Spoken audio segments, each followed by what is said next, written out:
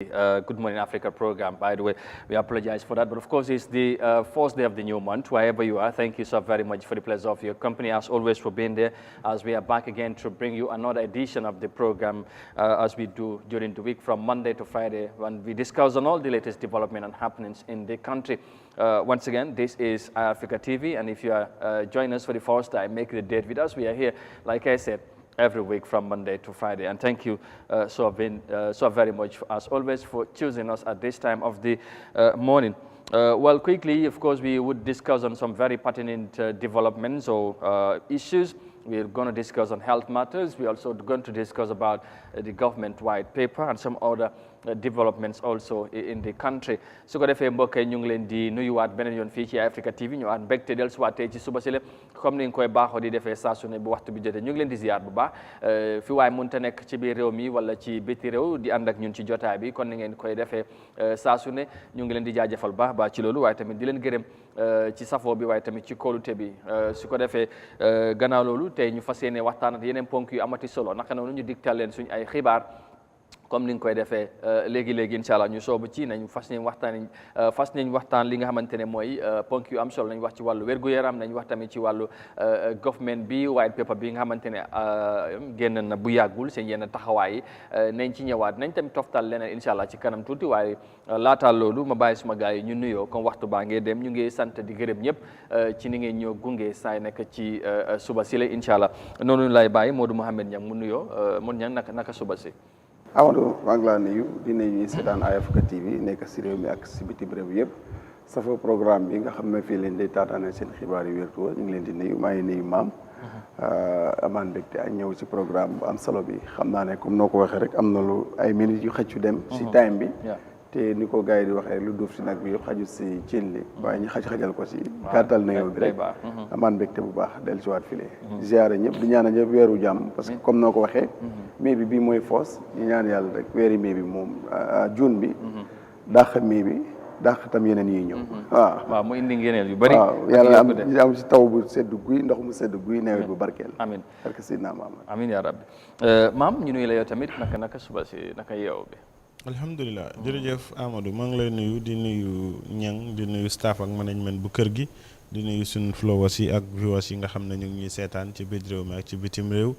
delloo la njukkal rek bàyyi la nga xuus ci ponk yi ñu yaatal faram-fañ ci li gën a fës ci li nga xam ne moom la ñuy waxtaanee tey. jërëjëf am na solo su ko defee noonu la ñu soobu ci biir jotaay bi gannaaw nuyoo bi amati mbégte àndaat ak yéen ci jotaay bi ñu dooree ko ak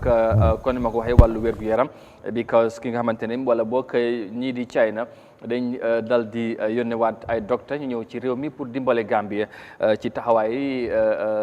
faj ak yeneen liggéey bi ci wàllu wér-gu-yaram bi su ko defee ñu ànd ak report boobu den ñu ñëwaat. Now let's quickly move on and start the program with health matters like I said because the 5th Chinese medical team arrived in the Gambia on Monday and they were received at the Banjul International Airport by the Minister of Health and Social Welfare. The yearly deployment of medical team to the Gambia is part of the cooperation between Beijing and Banjul to support Gambia's health sector. Moses Emendi has the details in this report. The Chinese medical team touched down at the Banjul International Airport on the eve of Monday. It comprises of 9 doctors with specialty in various medical areas, including pediatrics. The team of doctors will have a 1-year stint in the Gambia and will be involved in theoretic training and teaching at the country's referral Edward Francis Teaching Small Hospital. Dr. Momodu Tinyasi, Deputy Director of Health Service, views the support as a good one. So it's a very good support we are receiving from China. So they have been supporting us since the beginning of COVID-19 when it starts. So they have been giving us a lot of laboratory and diagnostic tools, infection control, prevention materials, just to name a few. And today we are receiving the 5th medical badge from China that is going to support our country to make sure that we move our health service delivery of this country forward. He assured that the team will get full support from the Ministry of Health to enable Gambians to benefit from the medical expertise of the new team. Their coming will fill a huge vacuum. The team will also offer support to other main health facilities such as Carnifin General Hospital and Brikama. Dr. Sun, the Chinese medical team leader, shared gratitude and excitement to be in the Gambia and looks forward to contributing to the improvement of the country's health system. We will do a lot of housework to improve the Gambia people's health problem. I think we will have a very difficult time. Luo Wenjung, Economic and Commercial Counselor of the Chinese Embassy in the Gambia, said the medical partnership between Beijing and Banjul is a long-term relation. I think that we are two nations, but we are one people. Thank you very much. Today the arrival is the fifth one. We will continue, work together with our counterparties. Our Ministry of Health, thank you, and our, teaching hospital, and also all the medical, workers, doctors. Yeah, thank you very much. He said the Chinese doctors will be shifted after a while, but the medical mission will stay forever.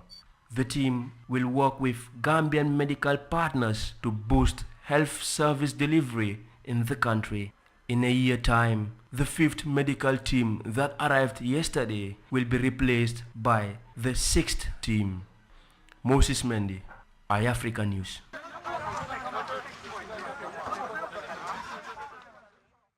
All right, Moses, thank you very much for that report there. Of course, just quickly, Monyang, gis nga Gambia ak China nekkul lu bees dafa mel ni dañ ko defati ren tamit at bu nekk dañ koy def yónnee fi ay seen ndaw di yëngu ci wàllu wérgu yaram mooy ay docteur ñëw dimbale Gambia ci wàllu paj mi ci réew mi ñu defati ko ren tamit gis nga gaa yegg si nañ fas yéene soobu ci réew mi war fa nekk benn at foog naa ne diggante bi lu am solo la waaye tamit lii amati na solo mun nañ ko wax ci diggante ñaari réew yi. waaw am na solo xam nga diggante Gambie ak China comme ni ko ambassadeur waxee yàgg na te doxalante ba tax moo si am kon lii nekkaan na lu nga xam ne lu am solo la te fu ñu indi seen ndimbal donte la bunte yëpp am na solo waaye bii gën a dina am solo mbiri wér gi yaram mbiri docteur xam nga docteur dafa manqué si àdduna si yëpp soo gisee ku la si mun a indil juróom-ñeent nit yoo xam ne dañoo ñëw jàppale waat réew mi ak doomi Gambie yi fi nekk ak yeneen Amadou loolu dina nekk lu nga xam ne lu am solo dina dimbale lu bunti wér-gu-yaram bi bu baax a baax su ko defee itam nag ñu décentralise docteur si rek te xam ne yeneen lopitaan yi nekk si province yi Farafenni Basse Bansang yooyu noonu dañu am lack of docteur su ko defee ñu bañ a jël yëpp rek te ko Banjul tam te xam ne lopitaan si yëpp dañ nit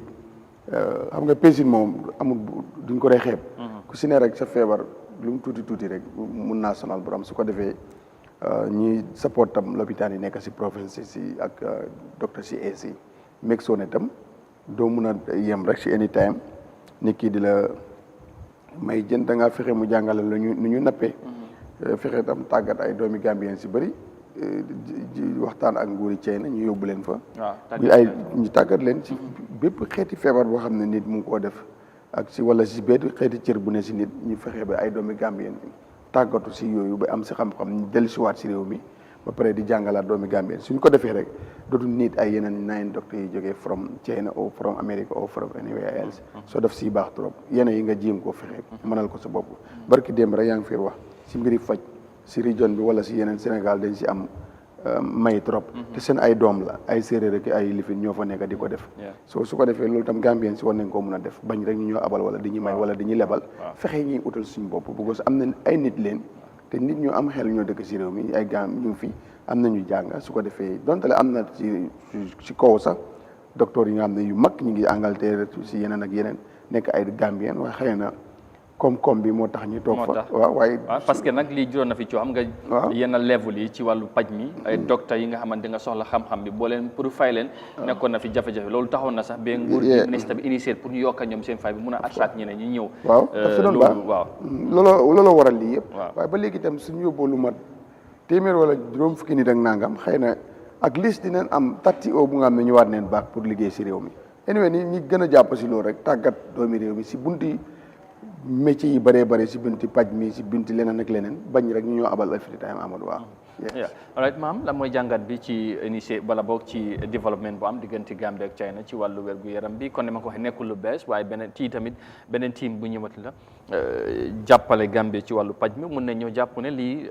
donte ne xëj na lu yàgg la yàggul ci ñu seen nekkin fi waaye mun nañu am impact bu positif si suñu health sector bi because da am yenn taxawaay bi nga xamante war nañ ko mun a dimbale suñ medical system bi pour ñu mun a taxaw waa réew mi wala doomi réew mi. waaw jërëjëf is a welcome idea ndax li tax mooy comme ni ko ñang waxee fi àdduna toll ci 2019 ba jamono buñ toll daanaka sikkiñ moo lakkandoor ku yuuxu rek da ngaa ragal ñëpp dafa am benn mbas mu ñëw gàllankoor nit ñi te réew mu mel ni China foofu la dooree dem ci li nga xam ne mooy tugal gi ba tey nu mu yegsee ci li nga xam ne mooy Afrique fii ñun ci suñ dëkkuwaay yi tey bu demee ba ñooña nag ñi deltuwaat di ñu jox li nga xam ne moom moo nekk gët pour na mënoo bàyyi xel indil ñi juróom-ñeenti nit ñu nga xam ne dinañ bokk ci ñu ñuy taxaw ci wàllu lépp lu jëm ci yokkute ci wàllu li nga xam ne mooy paj mi njoxtu bu rafet lañ ci am te am nañ yaakaar ne ni leen Ministry of Health welcome noonu la leen Gambians yu bëri welcome ndax Gambians yu bëri tey da ngay gis ne ñu ci bëri si sunu ay wayjur sax buñ feebaraan buñ demee ci hôpital yi buñ gisul Chinese yi seen xel du dal. dañuy wax ne waaw man moom Chinese bi moom moo ma seetal suma yaram. moo ma jox garab borom day am confidence bu nga xam ne. waaw wala tubaab bi. exactly ñoom dañ gëm mentalité boobu ndax depuis jamono tubaab yi ñooñu dafa am cër buñ amoon ci suñu wàllu health sector bi. kon loolu bu demee bay war a continuer waat ñu am team bu nga xam ne dinañ fi nekk lu toll ci benn at buñ fi ñëwee rek gëm naa ne am na lu ñu war a yokk ci suñu health sector bi. mooy benn comme niñ ko xalaatee rek mooy ndaw yi nga xam ne ñoo nekk ci suñ hôpital yi. ñi am luñ rootee ci ñoom ba ñoom buñ fiy jógee ëllëg dina am luñ fi bàyyi. ñoom tamit comme ñëw nañ ñi décentralise leen ni ko ñang waxee ndax référence yi daf dee bëri tey ñu bëri buñ nekkee ci hôpital yi nekk ci kaw gi. benn hôpitalu Bansang hôpitalu Farafenni Mansa Konko yëpp tey jii da ngay gis ne ña fay nekk daanaka du ñuy am borom xam-xam yi nga xam ne tey jii lu ci bëri buñ ko soxlaa foog ñi daw yegsi ba fii te diggante bi ak distance bi buñ amee ñu mel ni ñi décentralise leen am ku dem toog fi nga xam ne mooy Basse kenn toog Bansang kenn toog Mansa Konko kenn toog Farafenni bu dee ñaar la wala ñett sax ñi des ci li nga xam ne moom moo nekk Greater Banjul bi da ngay gis ne loolu dina jox yaakaar bu bëree bëri team bi fi nekk ba ñoom tam buñ demee dinañ xam ne réew mi am na luñ ñàkk ci wàllu wér-gu-yaram ba this time 9 lañ ñu indil mun nañoo indil yeneen team ndax man sa 9 yi dama ko xeeb te bi franc man ko ma ne 9 yi nag waaye nag comme ni ko ñang waxee ku ñuy watat doo wax fii lañ may yóbbu waaw sikkiñ moo lakkandoor fi jamono toll ci li nga xam ne moom moo nekk wàllu mbas ak wàllu wér-gu-yaram lépp lu la waaye dimbale ci wàllu wér-gu-yaram rek jërëjëf nga ko war a wax. ok kon gàcce ngalaama waaw am na solo su ko defee nañ desandi sax ci wàllu wér-gu-yaram boobu leen ndax am na benn doomi Gambie ndaw am jafe-jafe ci jamono wala weer bale bu passé ci weeru après jàlloon report bi jàlloon na fii nii wax situation bu mu nekk waaye dafa mel ni ba léegi ndimbal amagut ñu ànd ak report boobu dellusiwaat ci loolu. Then si ko defee ñu ñëwaat. Now, sometime in April, we reported here that a 26-year-old final year student at the Gambia College is urgent need of a financial support to restore her broken hip, which is hindering her education. Now, a medical bill of $150,000 awaits Khadijatu Ba to undergo a surgery at a private medical facility, but Khadijatu is yet to receive any support so far. Now, here is a report to tell us more about Khadijatu's situation. Okay, we will come back to that, but Khadijatu is on the line to tell us more about her situation while we figure out the report. Khadijatu Ba ñu ngi lay nuyu ba am mbégte am la ci line bi tey si suba si.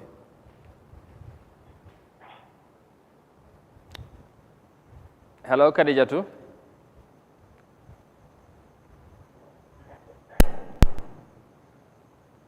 Hello. ok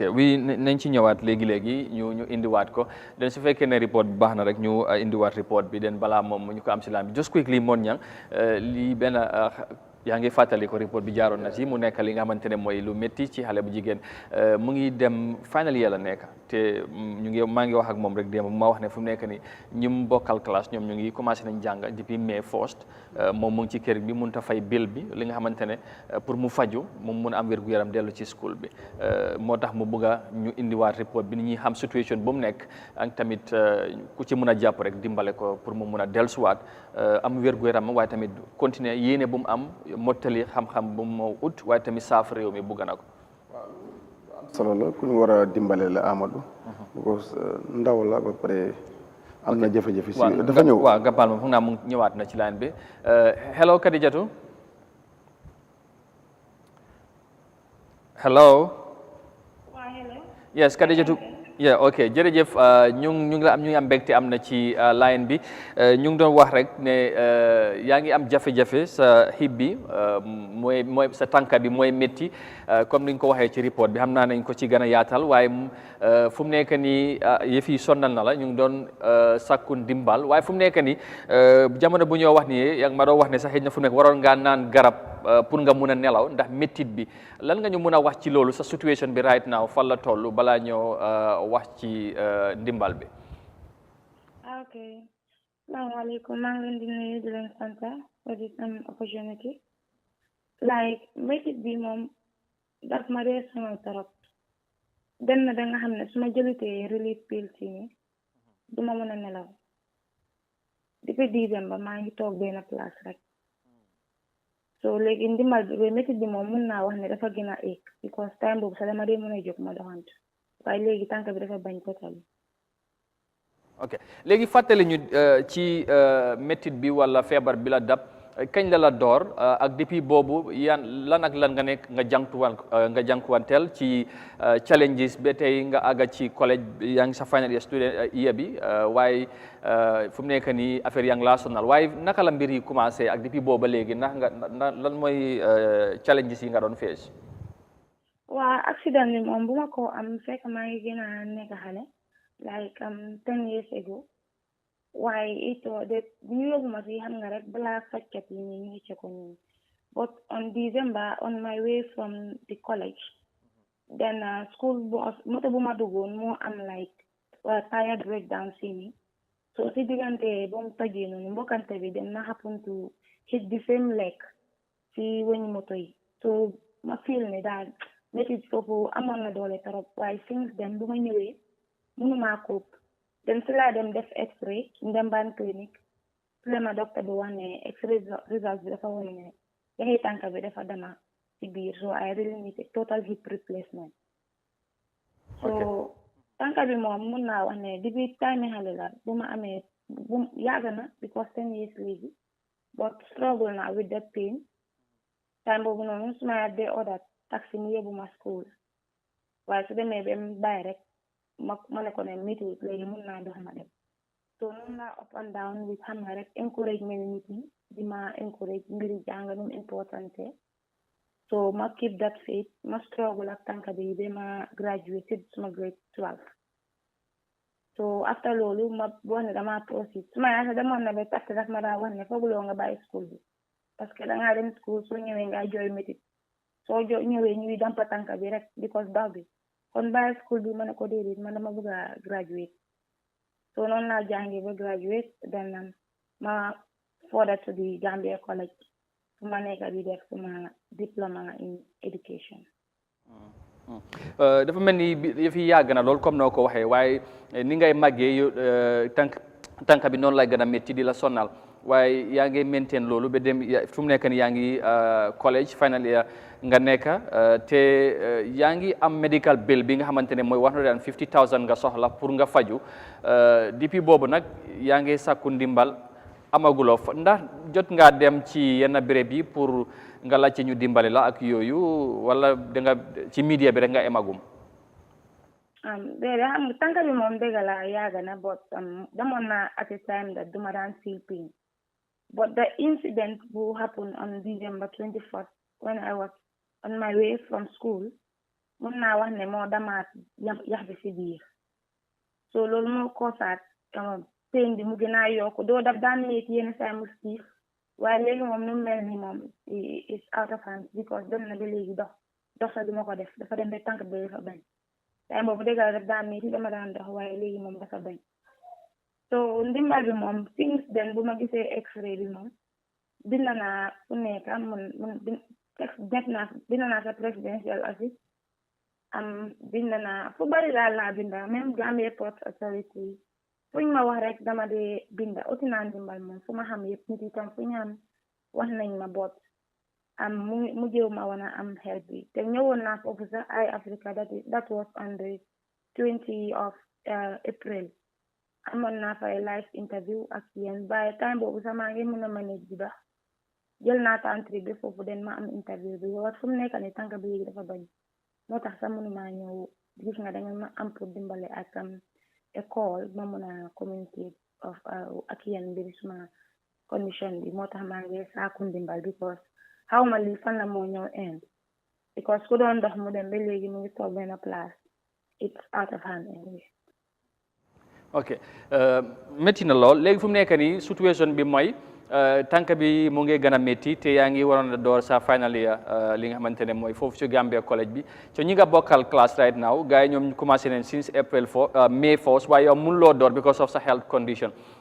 léegi message bi mooy ñu ngi sàkku wala ndimbal pour ku la mun a jàppale mu jàppale la nga faju te bill bi 150,000 la clinique bi di laaj. Wow, resume 19th on the 9th of May, but mënuma dem because of my condition. So ndimbal bi moom luñ ma charge pour mën a faju mooy $150,000, but at my family level I cannot raise that because I am just a student of the Gambia College. So mënuma am that amount of xaalis pour fay ko so ndimbal laay ut yi nga xam ne moom mun nañ maa dimbale te ñaan naa yàlla ma am dimbal bi because suma health mu ngi at stake waaye suma educational career tam mu ngi at stake ndimbal bi moom soxla naa ko trop ku ma mënti dimbale ngir yàlla ak yeneen bi ma regain suma health mun a join suma guys si school bi ndax ma mun a graduate ci jaana. ci report bi ñu ngi wax ne despite the challenges commitment bi mooy da nga bëgg a pour nga am sa wér nga mun a continuer sa education career bi nga mun a saaf tamit sa réew comme ñeneen ñu bari ñu ngi koy defee. waaw loolu mooy suma aim because man dama bëgg a give back to my country mënoon naa téye pain bi kam toog because pain bi métti woon na métti boo xam ne diggante yaay ak doom dafa dem ne yow doo dem ak school because lii dafa métti dangaa dem ngay ñëw fii ngay jooy rek yow léegi toogal rek waaye with all that man ma xam ne dama bëgg a jàng bëgg naa give back to my nation so I have to so with that all that pain dama struggle ba sit grade 12 struggle ba demaat Gambia College so dem ba toolu fii nii métit bi bëgg ma yaaxal lu ma struggle yëpp so maa ngi ñaan dimbal bëgguma suma story mu am fii nii bëgg naa daal suma explain ma ne dem naa ba jeexal college with the help of people suma life was back to normal with the help of people and then God so suma amee dimbal bi moom dina nekk lu ma gënal parce que bëgg naa jeexal ba man tam may wax ne am a proud teacher so maa ngi ñaan dimbal bu baax. ok léegi balaa ñu la bàyyi ku la bëgg a dimbale fan lay jaar ban nomba nga mun a joxe wala bala mooy contact bi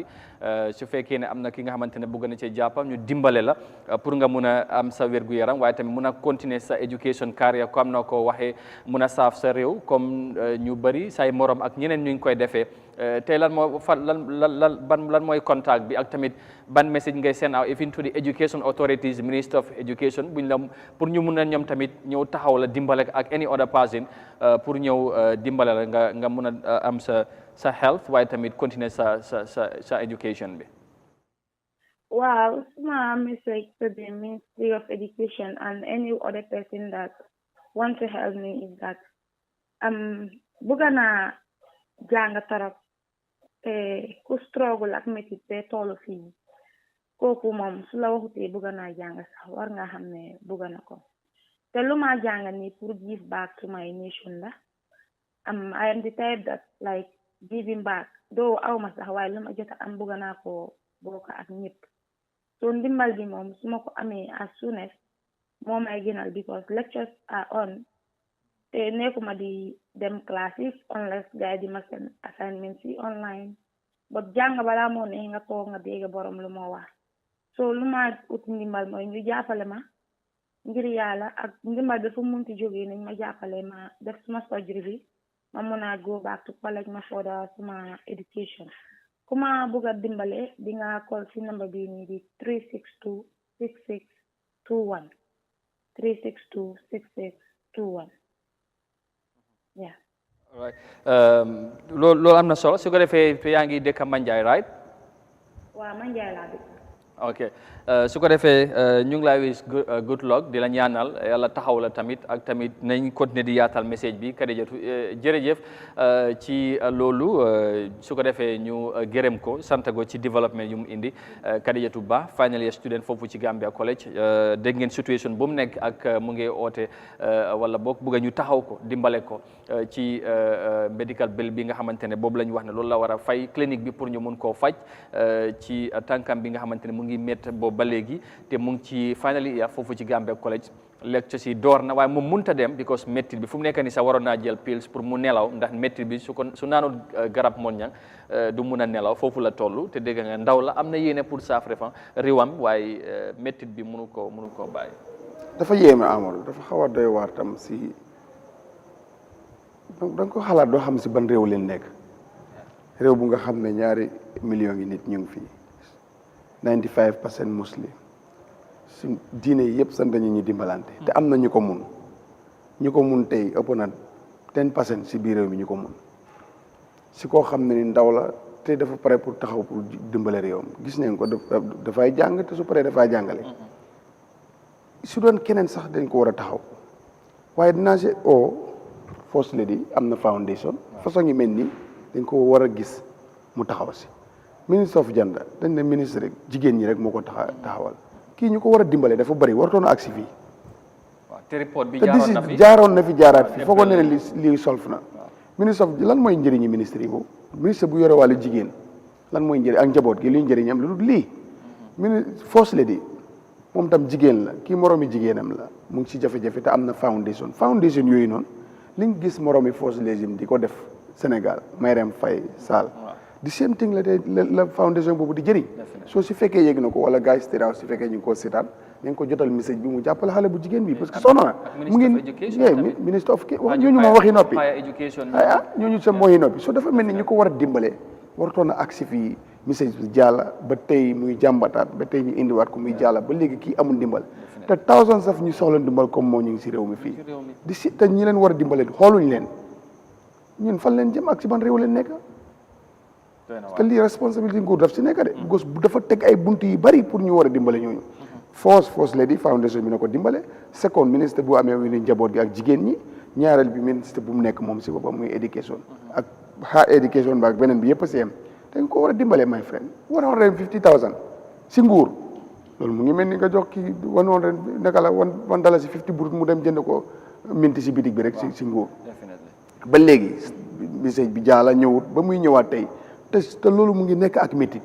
te tey ñi moromam ñaa ngi dem examen moom mu ngi toog si kër gi yéeme na xaw ma si ban dëkk leen nekk bot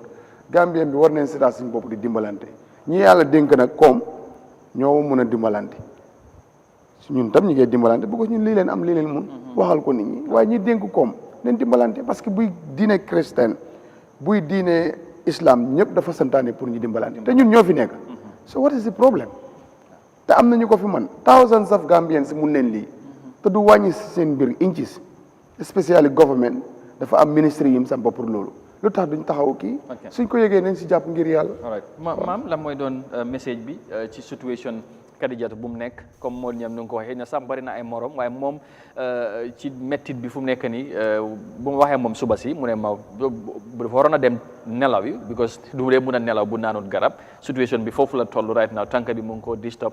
te tamit leneen li moo xalaat du nekk ci boppam mooy moromam ñu bokkal classe final year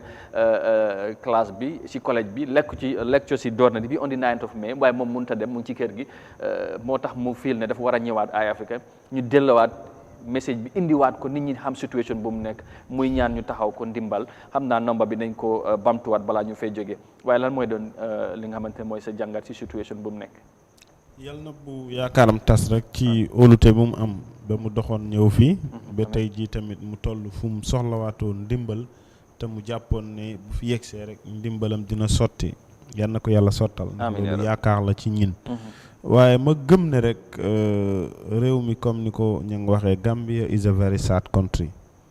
ndax du ma understand sax sometimes situation yi am ni ko ñu ngi waxee man mun naa ko dëggal ci ne dimanche rek am na ku ma nekk di joytul di same problème ku nga xam ne benn tuut tànk la am na ñu ko jox all document requirement yim need waaye just visa fii moo ko teree dem tokki pour ñu dem faj xale bi te ko xale la tey buñ amaatoo di same repetition of this case as how we see it ne Xadijatu $150,000 yi la soxla te tey yàlla mu ñu tim xam na samedi bu nekk ñu gis penca mi wala yeneen place yi nga xam ne ñoom ñoo nekk biir Sénégambia nit dem fa mun faa yàq lu ëpp $200,000 yi may ko benn artiste bu nga xam ne kooku mu ngi amee ay millions ci poosam te doomi Gambien yaa ngi ni soxla ko ndimbal suñ borom xaalis yi mënuñoo dimbale nit ñi ci biti yàlla mooy bind te emalewut yàlla ku mu cëralee ci sa wërsëg nga mën cee dund war cee dimbale ay doomu aadama gis ñu mel ni soxla ndimbal yii te parewu la pour dimbale leen loolu lu mat a bàyyi xel la. kilifa yu dëkkee Manjai mun leen ñaax ku ci mun a jàpp. philanthrope si individual si ak ci réew mi waa KMC seen bopp ndax foo la dëkk waa even mayor bi ñu leen sax KMC pour ñu taxaw ci. ku mel ni ki nga xam ne mooy Pa Malick ma Dragon Maam Jaara production moom Manjai la li nga xam ne moom moo nekk office am nekk. ñu ngi koy ñu mel ni moom nañ génn jàppale ko. waaw moo Lamine Maane waaw ñu mel ni moo Lamine Maane ñoom tamit nit yu baax lañ yàlla may na leen. waaw. dinañ ci def seen kéemtalaay kattan on a sàn nga di like suuf ñu mel ni ñoom Ali Sadj ñoom ñëpp dañuy dimbale nit ñi te yàlla moo tax tey kii ñu ko war a dimbale dafa bëri waaye dafa am feneen fu nga xam ne ñang dafa is very important First Lady dafa am foundation bu nga xam ne mën nañoo wax ne he is not accountable to anything lu nga xam ne lu dul dimbale doomi réew mi ndax ku nekk First Lady li ñuy wax ne yow yaa nekk yaay réew mi ci taxawaay bu ñuy séntu ne da nga war a dimbale ñëpp kon tey bu ndaw dalee am coono bu mel ni muy jigéen bu nekkoon góor sax xëj na nga xalaat waaye jigéen la comme moom tey mu war a doon yaay ëllëg mu war a nekk a responsible woman bu nga xam ne dafa pare pour saaf dëkkam waaw ku jara dimbale la te métit bi yàgg na ci mu ngi soo xam moom taxut mu del si gannaaw mu toog waaw mu jàpp ci rek ci uti xam-xam bi mu ngee métit waaye dem na ba fu mu toll fi nga xamante ne mu ngee màgg métit bi mu ngee yokku fu mu mënut a forcer dem fu nekk ni bugg naa dem waaye mënut a dem gis nga tey Amadou da nga koy xoolee sa bopp tey yow boo sonnee sax am na looy yëg sa yaram waxuma la nga am métit di ko sooxwaale loolu ñun ñëpp dañ koy jël exemple ci suñ boppa nga ñëw ci li nga xam ne moom moo nekk Ministry of Gender and Welfare ak Children Welfare understand nga ministry boobu tamit tey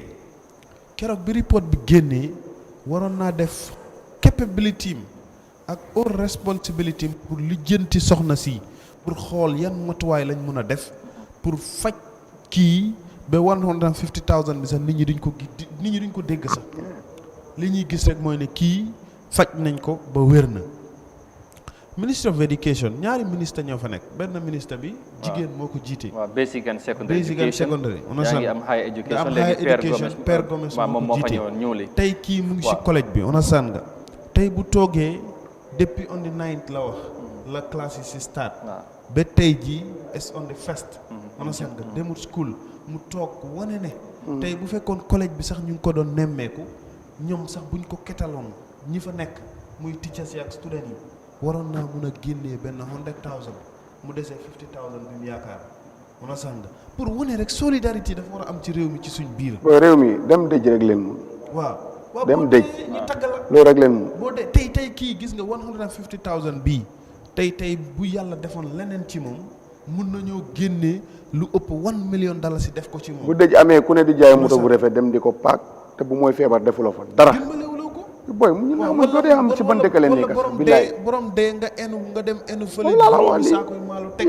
jëm jënd nag ñëw di ko rendi te fekk yow nag bi nga ko jëndal noonu ñu war ko saraxal mënoon nga koo jox moom mu dem faju yàlla mooy rey waaye ñin suñ bopp dañu war di dimbalante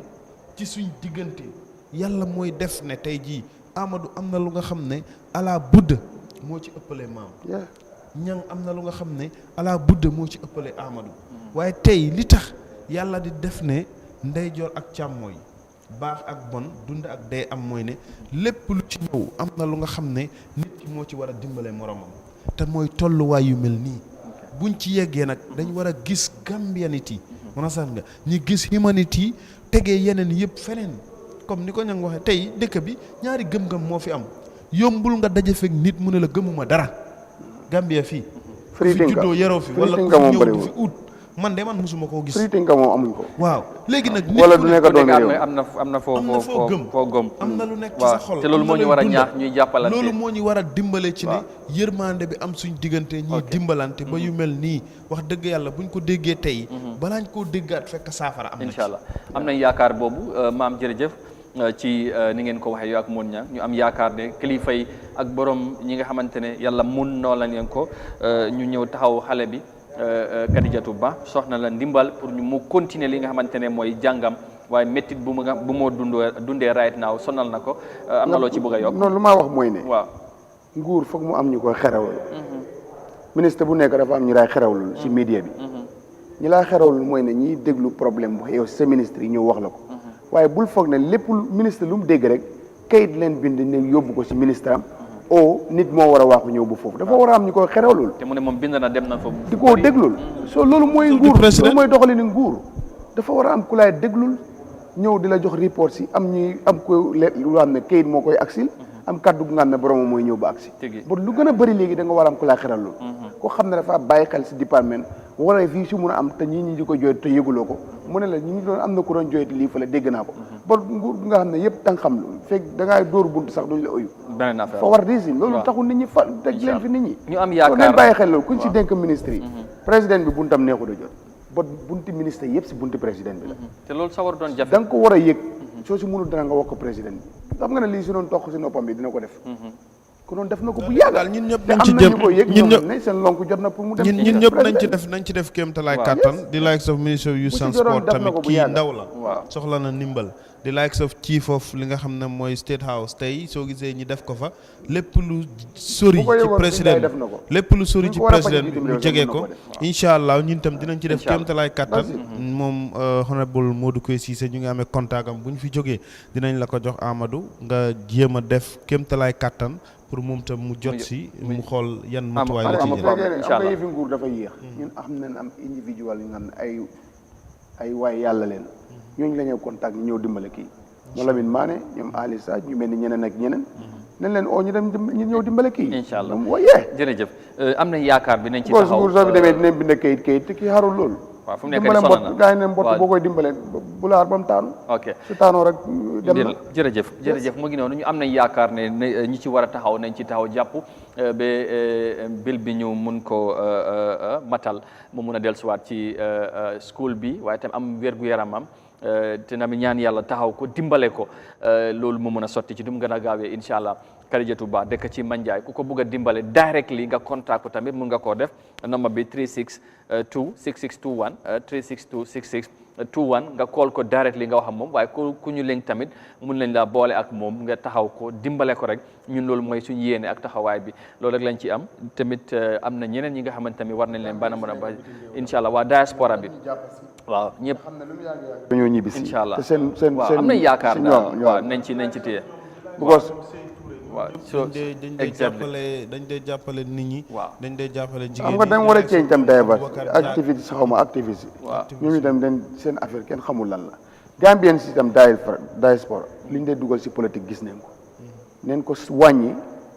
def ko si social bi di dimbale néew ji doole yi xam naa ne ñu ngi koy def waaye di dimbale façon yii nit ba nga xam ne waaye su dee politique millions moo ñu bëri élection millions moo jógee diaspora ku mel ni ñoom Maam Kumba yëpp dañ dee dimbale nit ñi Maam Kumba Siñaan moom tam waaw ñu ko moom tam dinañ ko si woo parce que moom tam borom baax la moom tam dinañ ko oo bu neexee yàlla pour mu dugal si loxoom waaw ba yàlla baax na su ko defee moo ngi noonu gannaaw loolu ñu wéy wax ci leneen nguuri Gambia ci taxawaay bi nga xamante ne fesal nañ ko ci TRRC recommendation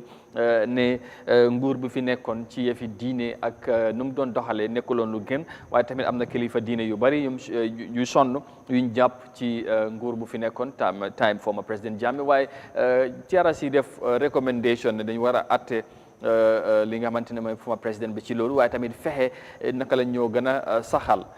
jàmm ci diggante diine yi ci réew mi ak tamit yeneen taxawaay yu rafet pour mun a gën a dëgëral suñ diine ji ci jàmm su ko defee ñu ànd ak report boobu den su ko defee ñu ñëwaat now Gambia's government is expected to establish an interfaith consultative body as part of recommendations of the Truth, Reconciliation and Reparation Commission. Now the body will be charged with the mandate to carry out activities that will help strengthen religious tolerance and social cohesion in the country. Having considered the totality of the evidence during its more than a year sitting, TRRC had also recommended for former President Jammeh to be prosecuted for unlawful arrest, detention, and torture of religious leaders, such as Bar Council and among others. Mafuji Sise has more details of that in this report. The borough government has said that structures are already in place to commence in the interfaith consultative body. The Truth Commission accused the government of former President Yahya Jammeh of creating an atmosphere of religious intolerance and accused his 22 years rule of ordering the arrest, detention and torture of imams, alcalos, chiefs and other leaders who he believed were challenging his authority or criticized his religious position or beliefs. Section 25 of the Gambian Constitution guarantees the freedom of religion. However, the Commission found out that Mr. Jammeh's regime had operated outside the provision of Section 25(1) of the 1997 Constitution.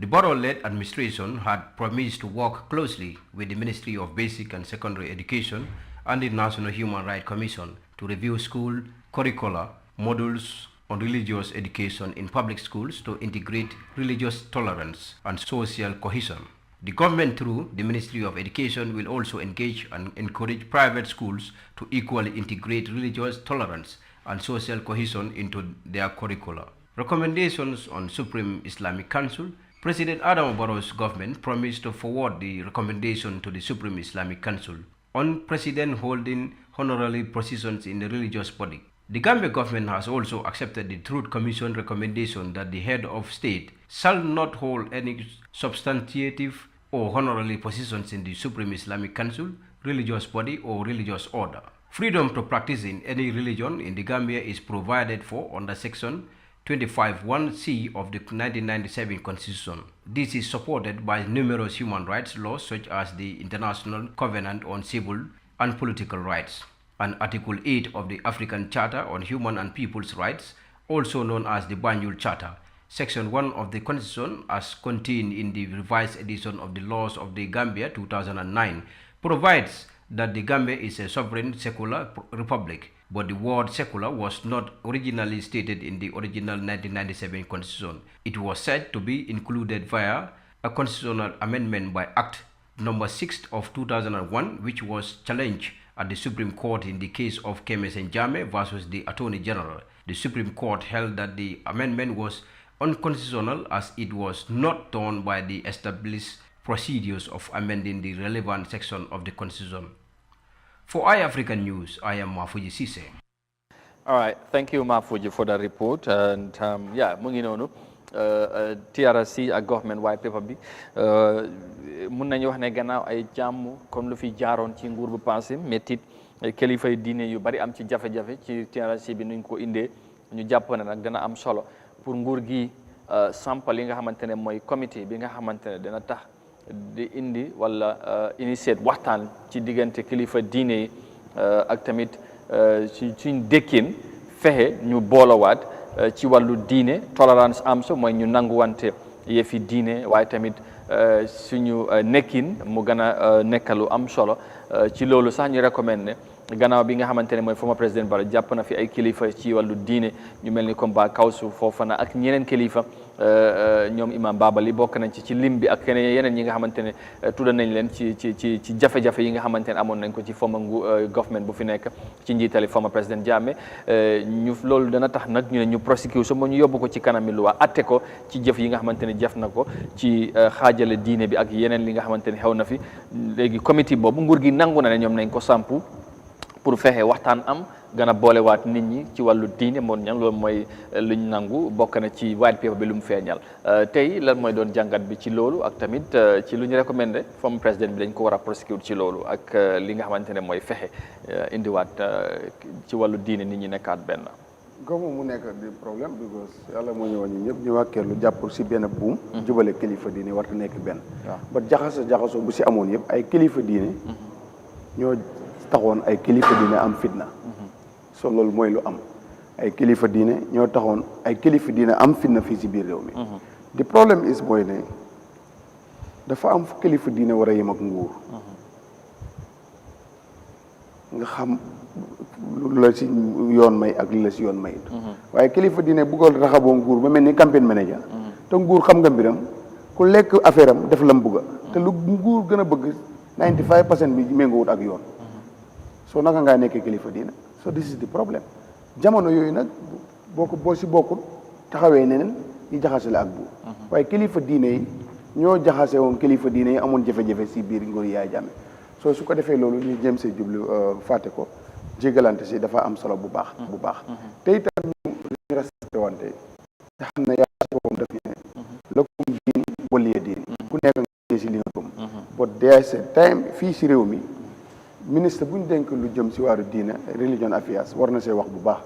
parce que am na kuréel gu nga xam ne ni te ñoo foog ne lu ñu ne mooy di bes bay xas ñeneen ñi seen yëngu-yëngu so loolu dafa war a dakk est-ce que comme nuñ lale amoon na fi waaw loolu laa wax leneen dafa ñëwaat fi comme non li ma wax léegi est-ce que lu fi jotoon a jaar tax na ba ñoom ñu recommandé ñu sampa comité bi nga xamante ne moom ci loolu lay dox xëy na bu indépendant lay doon ñu jàpp dañu war a fexe lu fi jaar comme na ko waxee fàtte dafay baax te ñoom kilifa diine ñoom ñoo ci war a jiitu ndax réew moom moo ci toll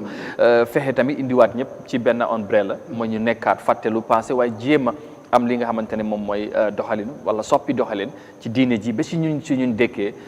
ci réew mi. dafa war a am waaye right now loolu nekkul di am. te leneen mu ngay jóg. nguur gi dañ nangu nañ léegi ñoom dañooy establish committee boobu. dafa war a am interfaith consultative body. su ko defee ku si ne. am nga right bu la neexee nga gëm garab gi dem def na si yow. bot bàyyil nag man mu gëm laptop bi doo mun a gëm li nga gëm ne li nga gëm baaxul. te yow nga gëm ma bàyyile li nga gëm loolu moo nekkul lu correct te loolu mu ngi am si biir réew mi. soo ku si ne li nga gëm am nga right gëm ko. des na sa diggante ak yàlla. wallaahu axlamu. su ko defee loolu suñ ko defee dañoo dëkk si jàmm. ñu dund si jàmm gos dëkk bi nekkuñ si Islamic Republic pour loolu dañ ko yàggawoon nit ñi di ko wéedeeg nangam. buñ si àggee nag ñu doxal ko. bu ko suñu kodaaw si xaat yi fa nekk loi yi bëri yi ñu yeete nit ñi du islamique loo su doon loolu bopp yi fi toog bëri na wala tànk yi fi da loxo yi bëri na. comme que nag nekkuñ si. li si des nañ ko bàyyi yàlla République bu Gambie wax ne next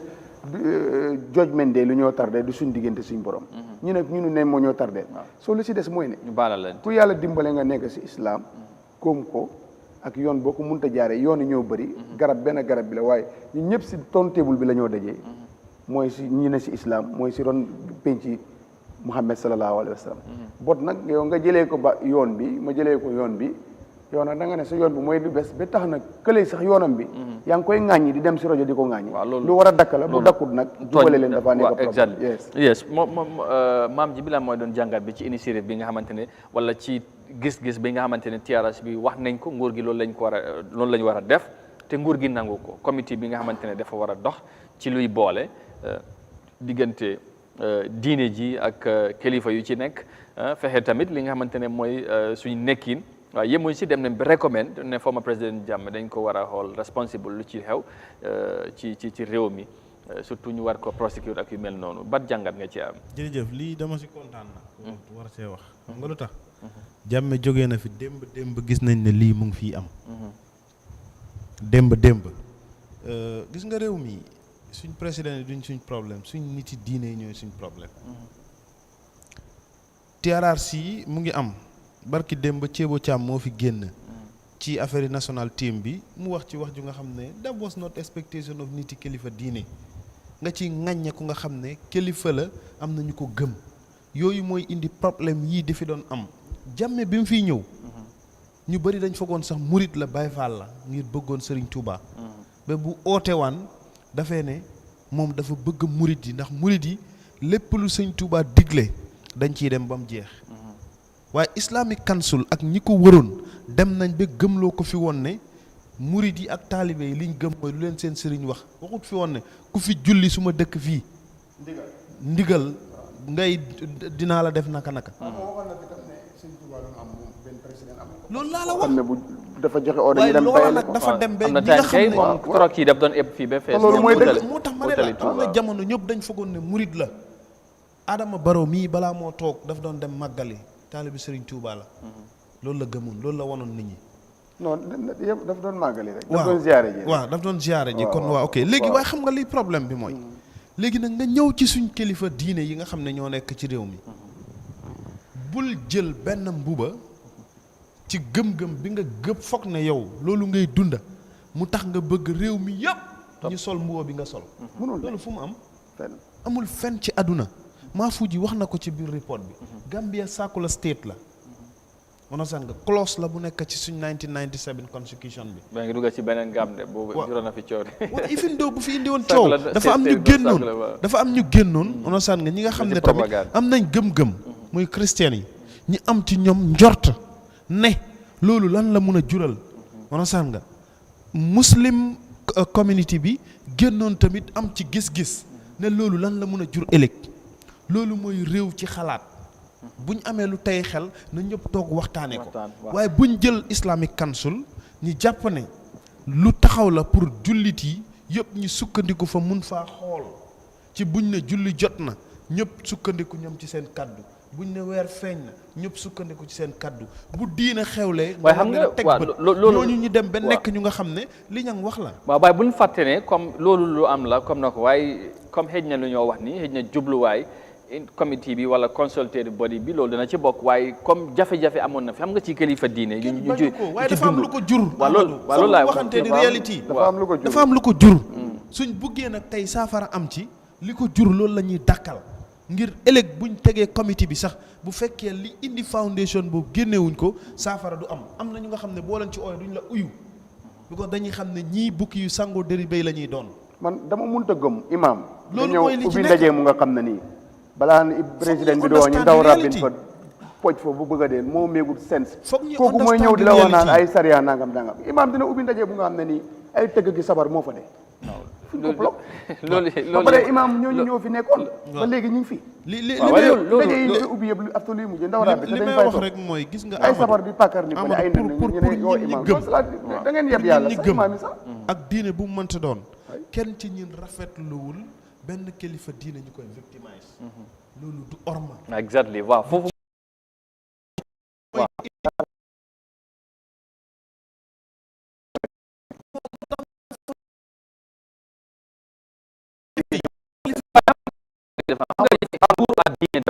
dafa nekk daal doo ko mën a séparer waaye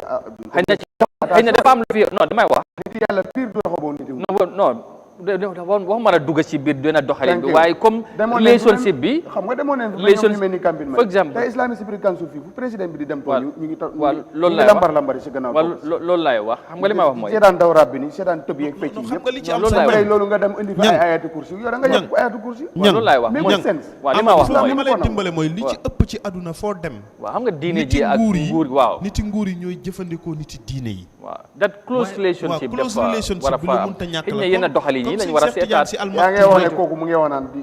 lu mu gis si football di dal tey bu fi président bi demoo mooy dem foofu gën a di jàng ay waaw nañ jàng ay affaire yu nga xam ne tegu ko fenn bu fekkee ne yow mun loo ubbi ndaje mu nga xam ne next minute dama bëgg nga daganal loolu xam naa fi ngeen di waxee waaw dama bëgg ñu focus ci gis nga buñ réglé wu loolu lii du réglé non waaw xam naa ba xam nga su fekkee ne ba léegi mu ngi continuer waaw xam naa fi ngay waxee dama bëgg ñu generalize there are people who are victimized understand nga te dañ koy generalize comme report bi dafa specify ne soo xoolee tey ñu mel nii imam Ba Kawsu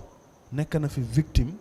ci jamono Yaaya Jammeh ñu mel ni Babali Waaw. nekk nañ fi victime ak pour comme tey si am na ñu dakkal lu mel noonu waaw fexe nag ñooñu léegi gis nañ jamono xam nga tey gis nañ ndigal yi onasan nga Waaw. démb problème bi commencé waat exactly xëy na Léegi comité nan bi lañ nii mën a def ma ne waaw maam taxawal dem naa ba si dëkk saafara bi loolu. dem naa ba si dëkk bi problème boobu am digal yi tey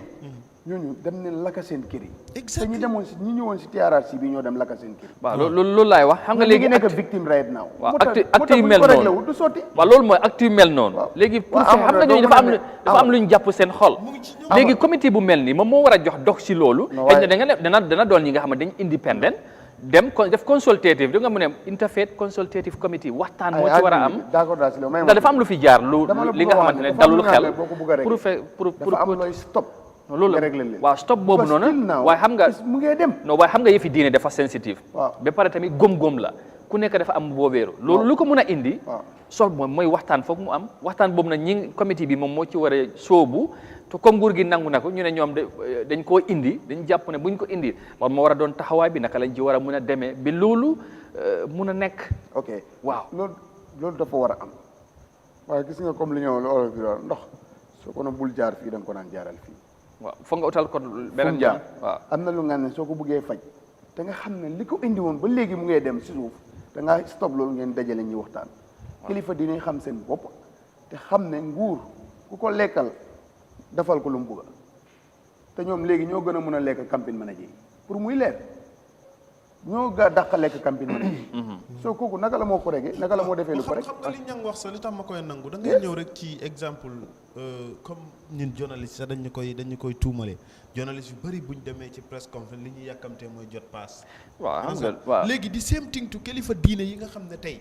fu nguur oote la ñuy yàkkamte mooy lan la ñuy séddoo non bët xam nga tamit déglul Amadou, ci déglul ci ma nguur daaneel. ak diine man foofu laa bëgg loolu tamit dafa foog dem kenn mënut a dem bàyyi sa morom non mun na dem ba amul waaw gis nga li nguur ngay lu wax mu nii amee dañ ne nguur lu mu man- amee 99% diine bëggut 95% diine bëggut ko Amadou non waaye That's the foog problem. waaye xam nga tamit nguur diine doo ko mën a génnee ci nguur non loolu laa moo amul tax ma ne la traité wuñ loolu waaye diine- lii problème bi diine ak jamono waaw diine ak jamono yàlla moo ko mooñ ok nguur- léegi daaneel foofu ñu dem nguur ci nag- la story bi waaw nguur mooy jamono ci suñ dundin ñin waaye diine mooy suñ gëm-gëm ci suñ xol ak suñ imaan ku nekk ci ñin dafa am gëm-gëm boo gëm mu nekk ci yow léegi nag taxawaay bii nga xam ne moom lañ def as an initiative pour ñëw ci Waaw. dama ne lu am solo la waaye dafa am lu ko jëmbat te buñ ko bëgg a dakkat buñ ko Foog bëgg a loolu dakkal foog ñi dem ci ren bi te loolu ñu dog ren bi loolu nag dox loolu Exactly. pour dog ren bi ngeen di Ren wax bi. loolu dana li ko mën a def mooy foog waxtaan am waaw waaw mooy waaw indi waxtaan boobu waaw nag mooy ndax foofu leen- nag moo- moom mooy mooy indi mooy nag. waaw moom mooy indi comité bu mel ni ñoom tey ñoo war a déglu li ngeen di Non, wax xam- ak keneen li mu wax xam nga xam ne Amadou- la mbir mi fan la Amadou- tàmbale Amadou- ñu commencé ci Amadou, def ci dama lay dimbale pour daaneel foofu gis nga tey comité bi ngay wax sax mun naa taxaw ëllëg yow ak man bu fekkee dañ nekk genuine Gambien sax ñu gis ne comité bi is not here to solve the problems because of déglu rek xam nga lu tax ma wax la ko dafa am comité yu bëri yu fi jaar ak ay commission ci samp ba am na ñu nga xam ne seen xel tey na ci ba kenn mënul leen cee woo ñu wuy ci non bon maam kon xam nga saafara xam mu xam ci nga amee. non xam nga benn mbir dafa am xam nga diine dafa ute ak leneen li ngay wax ba pare ku nekk dafa am fi nga boot Moo am gën a sa gob sensitive de. loolu laa wax dafa sensitive waaye li ci gën a am solo mooy xam naa dafa sensitive waaye li ci gën a am solo mooy ñun réew mi fu mu toll ñëpp wax nañ ne dañu war a move on te kilifa diine ñu yéen yëpp nangu leen fi kër dañ ci am cër bu rëy pour fexe luy boolewaat nit ñi bu fekkee nag ñu xaajaloo mu fes na ci diine ji pour booloo man gëm naa ne foofu la war a mën a yombe pour ñu woon réew mi yoon Yeah. ñeneen ñu des ñëw topp ci Amadou. ñu mun a boolewaat nit ñi man foofu laay waxee Amadou. léegi da ngay maa baal rek ñu move on because of Amadou, dama la ko time bi waxoon. jeex na ñu Dafa dem am ci lu ma beneen la mu ngi waxoon. desee Voilà. beneen Tati xam naa ne ci gars yi ñu affaire la waloo waaw waaye ñu war a booloo dañ leen war a wax li ñu war a def ñooñu dafa am ñu war a doon mun a booloo waaye tey bu ñu fi doon teg foundation ni club sax ñu ne ne imam ñoo ubbi ko te next minute duñu fa def lu ne yàlla ñoom non. ñoo war a xam seen boppam Amadou waaw waaye xam nga loolu dañ war a xam seen xam nga boppam foofu point bi ngay wax loolu des na ci nit ki ak léegi naka la gis-gisam kooku- waaye xam nga loolu tamit ba gis léegi nga doo ko mun a génne ci Non, mënul ci nekk suñ woon, doxalin non, mënul nekk. non waaye loolu fu nekk def day am mon yang booy fan la am foundation ni club loo xam non, ne waxuma ni laay- yow li nga jiite imam li ngay xutba nit ñi waaw garaawul boobu beneen la foundation nga dem di ko waaw jàng. man li may 30 secondes rek mooy man waxoon naa ko balaa white paper bi waaw ëllëgu réew mi ak njeextalu TRRC yëpp foog ñu dellu ci diine ak suñ ngëm-ngëm. exactly loolu kese mooy saafara. waaye buñ ko politique de. waaw foog diine ak suñ ngëm-ngëm kese. ku si fekkee ne kilifa diine mënoo koo ruul teg ko fa nga dem politique yi. waaye doo ko mën a jaxase ba. mu ngi nekk si def noonu lu waaye mën nañ ci am yaakaar. waaw ne li mun naa indi solution bu bëri ci réew mi fu mu toll parce que nag dañ toll fi nga xamante ne foog ñu jéem a jëllale ak jéggale ak jëllale. su mu nee am na moo gën. waaw boobu moom foofu lañ toll ñu te kilifa diine ñu jàpp ne am nañ ci part bu rëy responsable bu rëy buñ ci mën a def te bu demee ba jàpp ne xaajaloo am na ci côté boobu ñoom ñu war cee jiitu xel mun a cee mun a dal bu loolu amee rek bu ñu wooyee ñeneen ñi nañ mun a ñëw ànd ci loolu réew mi mun a booloowaat ndax xaajoo moom dafa fes ci réew mi lool te loolu gënul ci réew bi nga xamante ne bëgg naa dem ci kanam loolu mooy kaddu gi te am nañ ci yaakaar bu ci comité bi dalee ñu ci nekk nañ am taxawaay bu am solo pour giseen wuutee ak gis-gis bu ci am ak yeneen taxawaay mun naa da luñ mun a fàtte gis réew mi gis tamit suñu bopp ci réew mi ñu mun a dem ci kanam léegi ñu jeexalee ak wàllum mun naa wax ne health ba léegi parce que benn unit bu nekk ci ministre of health ñoom tamit day génnoon nañ bu yàggul ci wàllum cigarette bi nuñ koy dàqalee tux ko ci nit ñi ci mbooloo waaye tamit nuñ koy jaayee sax ci yenn béréb yi ci réew mi ñu dàqal ko wala jaay benn bi ak yooyu su ko defee report boobu la ñu àndal quickly rek su ko defee bu ñëwee ñu tënk loolu laata ñuy tàggatoo bàyyi leen ba suba incha allah. Now finally to our last story, officials of the non-communicable disease unit of the Ministry of Health and Social Welfare last weekend confiscated dozens of shisha bottles and cigarette packets during a joint enforcement operation on Tobacco Control Act. Now, the operation was conducted alongside the police, customs, public health officers, and environmentalists. Now, the move is part of the non-communicable disease unit enforcement measures on tobacco control laws and regulations in the country. Moses Emendi has the details in this report.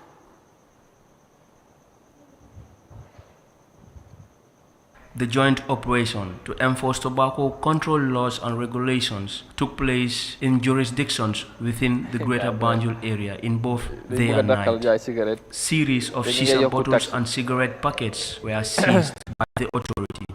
This is a galvanized effort to uphold the 2016 Tobacco Control Act. The act prohibits public smoking cigarettes without graphic health warning and advertisement of tobacco products. In 2018, 16,000 deaths were recorded and non-communicable diseases accounts for 34% of all deaths, with tobacco use being the single risk factor enabling all the major non-communicable diseases such as stroke, cancer, diabetes, and chronic lungs disease. Sefo Singate, Senior Program Officer of Non-Communicable Disease Unit at the Ministry of Health, explains the consequences of tobacco use. Annually, around 8 million people die from tobacco use, and nearly 900,000 people are second-hand smokers. But 900,000 people are exposed to second-hand smoke or died as a result of second-hand smoking. The burden is increasing, especially in countries like the Gambia, countries that are not strong enough economically, low and middle income countries. Smoking kills 33 to 50% of those who use it by an average of 15 years prematurely. That is, they die 15 years earlier before their actual death. This is what studies reveal. In 2010 STEP survey report on the prevalence of tobacco use in the Gambia, smoking stands at 16.7%. Mr. Singate breaks down the details. The prevalence shows that it is higher in male population.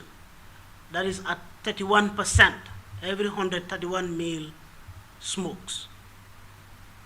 And this is especially high in age groups 25 to 65. It is higher in those age groups. 31% in ages 25 to 65 smoke cigarette in this country among the male population. And the use of shisha has also been studied among school children, grade 7 to grade 12, that is age 12 to 20. And this shows an increase, a prevalence of 8.2% among school children, grade 7 to grade 12. He continued that tobacco smoking does not harm its smoker only, but people around the smoker as well. That is why it has to be controlled. Mr. Singate again explained the economic burden of tobacco use on the country's economy. Looking at the value of tobacco products or cigarettes in this country now, one stick will be approximately $4. You multiply this 3.6 million by $4 is nearly $15 million per day is what is spent directly on cigarettes. In a month, this will be 440 million. In a year, this is $5,290 million. This is what is spent on cigarette. This being the case, the Non-Communicable Disease Unit under the Ministry of Health has engaged into various initiatives such as orientation of regional education authorities on Tobacco Control Act, meetings with tobacco importers, Gambia Tourism Board, National Assembly members and joint enforcement operation on Tobacco Control Act to combat tobacco use in the country. Pasamba Bojang, Head of Enforcement, Monitoring and Evaluation of Tobacco Control Act and also the Commissioner at the Drug Law Agency says the operation was a successful one and the Tobacco Control Act is here to stay. Actually, the operation was a very successful operation. We at least reach the target we are looking for. It's not easy to say that we go for operations and you have achieved what you expect for. But at least there is what we call community demand awareness. They complain that this law is not enforced. The community saying that we create laws and it's a law for a few days. There is this law. There is a notion in the Gambia that a law Gambia a few days, after 2-3 days the law disappears. I'm just trying to make it clear that the TCA 2016 is here to stay. He cautioned that failure to comply with the act will bear severe consequences on culprits, adding that from now on they will embark on operations frequently. Tobacco poses severe health implications on its smokers. The act does not prohibit smokers from smoking, but it does implore them to protect the next person to them from the smoke by creating a 100-meter distance between them and the people around them. Culprits who fall short of the Tobacco Act mandates may risk prosecution. Moses Mendy, iAfrica News. Aja, thank you very much, Moses, again for that report. I think the need to fight against smoking cigarette has been, I think, how would I say, this has been intensified, maybe, and because this act is not something new, or the enforcement of the laws or regulations that have been put in place or outlined to make sure that public smoking is not allowed, or smoking in public is not allowed, and some of the other issues also related to smoking and of course selling cigarettes also in the shops and all that. Plastic is also not allowed and others. So they were out and about to enforce the regulation, and eventually some people were arrested somehow.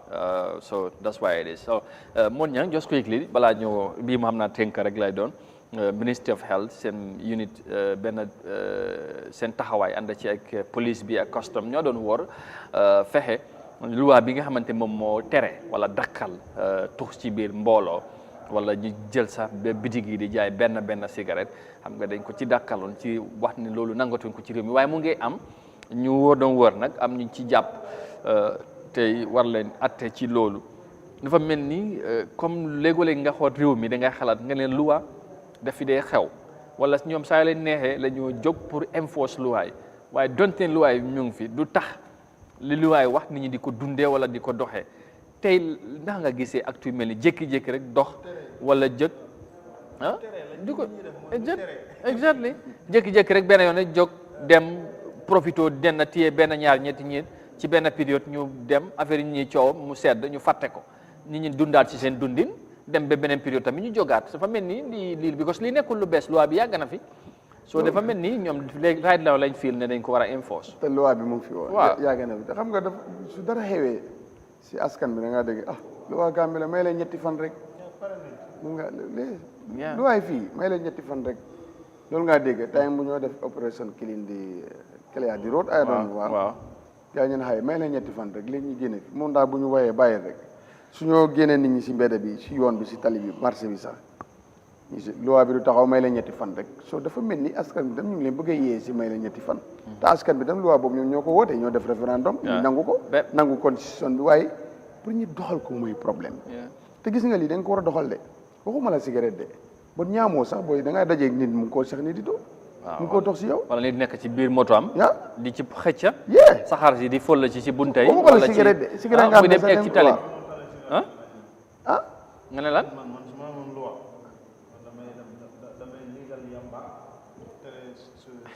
yaa ngi ko bëgg a def ci saa yi de banque bi ma ne ko banque yi soo mu nekk lu nga xam ne nii daal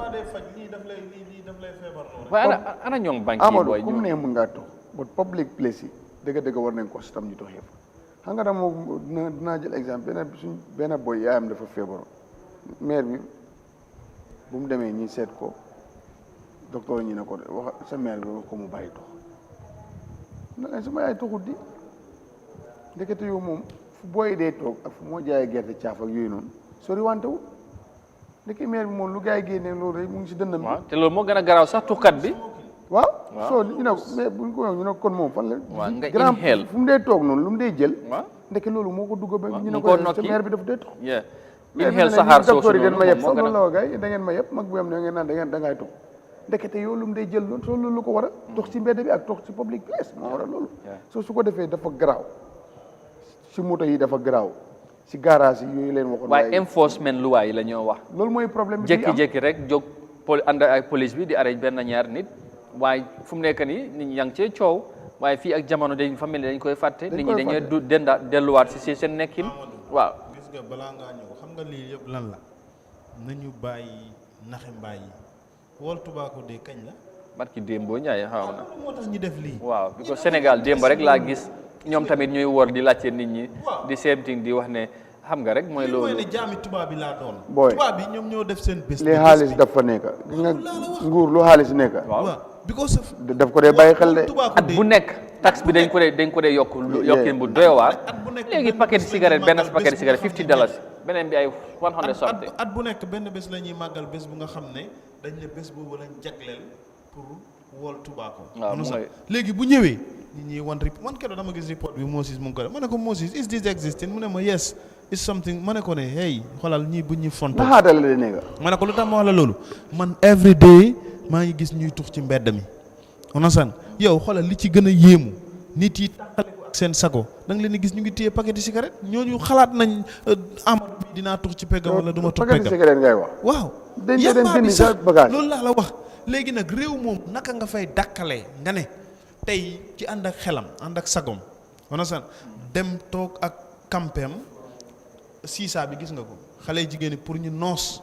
foog ñu taal siisaa waaw léegi jigéen yi sax ñoo ci gën a aay onasan nga ci cigarette bi boo demee Sénégal yow jigéen yi vodka la ñuy naan xam naa ñumba dina ko xam ndax xat yi ak gars yi ñoom duñ ko xam ñoom vodka la ñuy naan onasan nga fii sa Sénégal bi boo demee gis xam nga non fii xale yi ñoom siisaa la ñuy naan ci siisaa bi la ñuy lii ak waaye du daf laay tàngalang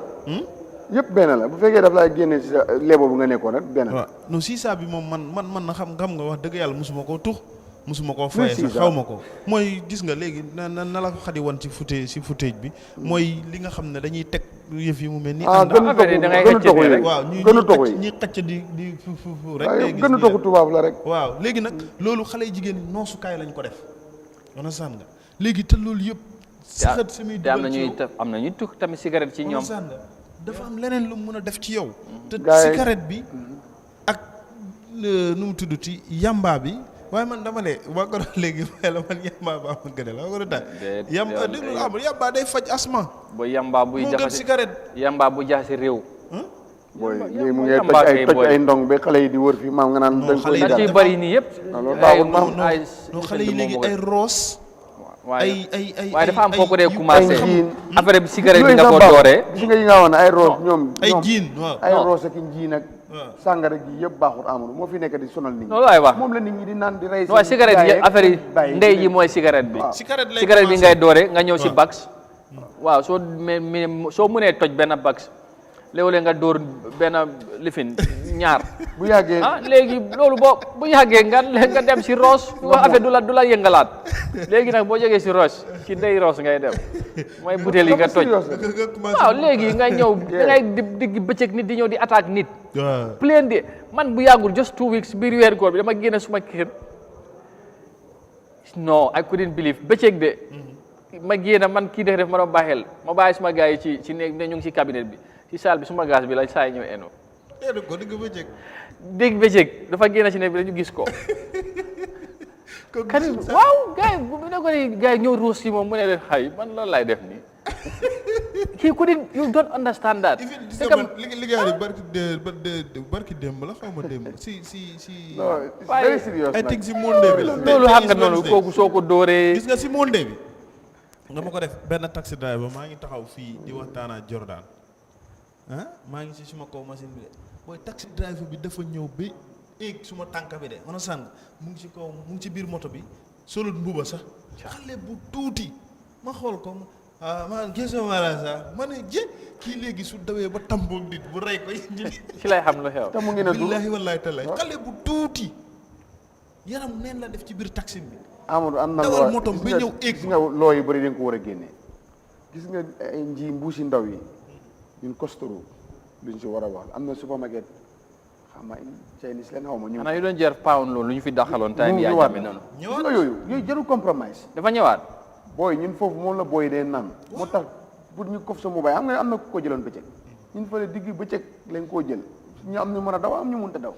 bu ko boo jëlee lu bëri am nga tànk yi du nangu di wax gis nga daaw si nawet la ñoo def daw daaw si nawet la benn bés soo den facilité trop mbon bi dafa facilité dafa yomba na pour nga naan luy tàggale xale yi seen sago dafa yomba te loolu nguur daf ko war a dakkal because ndaw yi nga xam ne ñoom la réew mi yaakaar ëllëg ñu war a yàqu léegi fu réew mi jëm bi moom doy na waar ndaw yi moom fu réew mi jëm xoolal opération marché yi si weeri koor bi bés di nga demoon ci biir taw ñu ngi bunti place Omar fële marché Costero xale yu nga xam ne mun naa laa ne ñooñu daanaka ñu ngi boori 15 jëm 18 years ñoom ñeenta non yow war nga ma gars yi sax waaw ñoo toog xoolal xale yi Amadou dañ naan ba mëndi xoolal gis nga fanaa roos lañ jël xoolal gis nga comme rek yow njëg di dawee yow tampoog la nga tampoog njëg ñi tasaaro ku nekk saaga dama xool xale yi xoolal kenn si ñoom solun buba dinaa def nii suma léegi ma xool leen ma ne réew mi fan lañ jëm lañ jëm problème yii def leen dañ cee tiit dañ cee tiit waaw gis naa place supermarket bi mu ngi fa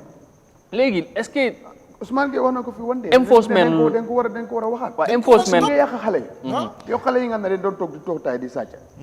di rapide nit ñi di kof seen mobile di daw di jamante nga far indi nag lu gën a garaaw taay di leen ko jaay mu ne seen body te loolu dañ ko yombal ba pare dañ ko yombal ñi free ko ñi def ñi waru ko nangu de waaw affaire yi fii lay dooree si cigarette bi nag waaw est-ce que enforcement régulation mooy indi solution bi parce que waroon nañ ko mën a bañ a import ci réew mi Amadou li celebrate World Tobacco Day la lii du enforcement man gëwuma ci enforcement bi yow xam nga ne every jàpp di ñi ci jàpp dañ leen di bàyyi ñu dem delluwaat ci lu nekkoon ay dañuy dem man di waat ba doyal amul sax dem ak ñëw yow xam nga ne tey ñu ne la lii loi la léegi boo génnoon fii léegi Amadou boo génnoon fii wallahi billahi nga daje ku téye cigarette di tux wala mu ñëw bay wax ak yow yow xam nga ne every day nga gis ku nga xam ne mu ngi téye cigarette onasan yaag moom yéen a ngi toog wala mu ngi ñëw di wax ak yow te ok bu fekkente ne loolu dañ ne luñ tere la borom mu xam ne lii tey dañ ko tere bu téye cigarette am jegee Amadou war naa xaaral mu sori Amadou onasan because of lii du yoon léegi gars yi dañoo bañ may ñuy toog ci marché biir moto ci garage yi ci terminal yi ñii jàpp nit ñi waaw yooyu yëpp gis nga ñii jàpp nit ñi nii dañuy jàpp nit ñi ñoom ñi dem seen oto yi bu ñu demee seen office yi ñoom ñooy toog di tux ñoom seen biir mën na la jàppkat yi dàq tux loolu bàyyi leen loolu ñoo ngay fay def seen lifin ba pare léegi bés suba let's talk about the reality li nekk ci ground bi waaw léegi bàyyi leen ba ëllëg te kuy diglee sangu da nga war a set loolu mooy li am man bu ma doon tux laa la wax de tey non xam nga lii public smoking la ñoo bañun ku smoke de waaye sooy def nga bu ko def ci biir nit ñi cigarette bi loolu la soo amee njëgam ak birom bi dig yi nañ bàyyi jaay benn stick benn léegi sooy jënd léegi paquet ngay jaay ay gaa ngi koy wàññi waaye gis nga boo demee si sa waay da nga ko sa waay naka la boy yow xam nga loolu yaa ngi yaxa diil gars yi de non aca ba suba waaw ba suba incha allah daal am na si gis nga daal foog ñu taxaw si li nga xam ne dafa yàq ndaw gis nga ndaw ñi benn waaye noonu na ma nag paa bu garaaw boo gis moo doon ndaw yi garaaw yi suñ bañee na réew mi ëllëg mu bëri paa yi garaaw nañ seetaan ndaw ñi te paa yi garaaw fu mu bëri dafa tas dëkk de ko pexe yi day bëri pexe yi yàq dafa bëri su ko defee ñuy bàyyiwaat si xel li leen a yàq buñ ko luwaa may pour ñu encourage ko parce que jamante bi ak reyante bi yëpp tàggoog si sago la te loolu dafa yomb da ngaa damm si koñ bi rek am ko foog ñu jóg si jox leen dig daje ba guddi incha allah juróom-ñetti waxtu dinañ dellu si ci jotaay suñu réew ak tiimu suñu réew comme niñ koy defee saa su nekk ak suñuy gan waxtaanee ponk yu am solo kon topp leen ñi ba guddi incha allah. jërëjëf maam jërëjëf Modou Mohamed Niang sant leen gërëm leen ci jàngat yi ak taxawaay bi amati na solo lool macha allah yal na yàlla yokku gën a yokku tamit taxawaay def si poos yi dara ñaan oustaz Alioune Sall bu ñu koy wax loolu def si dee baax bu baax a baax su ko defee yéen tamit ñu gërëm leen sant leen bu baax fàttalil gars yi ndaw si nañ ko dimbale waaw exactly ñu comme ñu Modou Niang ma fàttali léegi bu leen fàtte ki nga xamante ne mooy Kadiyatu baax taxaw ko jàppale ko day am solo ci situation bu mu nekk ni soxla na ndimbal ñu ngi ñaax ñëpp wala képp ku nga xamante ne ku ci mën a jàpp ñu ngi leen di encourage ngeen taxaw ko joxe nombre bi soo leen seetaanee programme bi dangeen koo dégg mu ngi fa ku fi mun a tamit jaar ay Africa buñ ci ñëwee nañ la boole ak moom nga jàppale ko First Lady ñu ngi lay ñaan président bi ak Ministry of Education ak basic education ak higher education yëpp ñu ngi leen di encourage ñu jàpp ci incha allah ak gender ministre of gender tamit ak ñëpp daal ñu ci mën a jàpp philanthropies ak ñeneen jërë ngeen jëf ba suba incha allah ñu dellusiwaat ci beneen édition Good Morning Africa fii ci Africa TV di leen jaajëfalaat bu baax a baax ba suba incha allah bye bye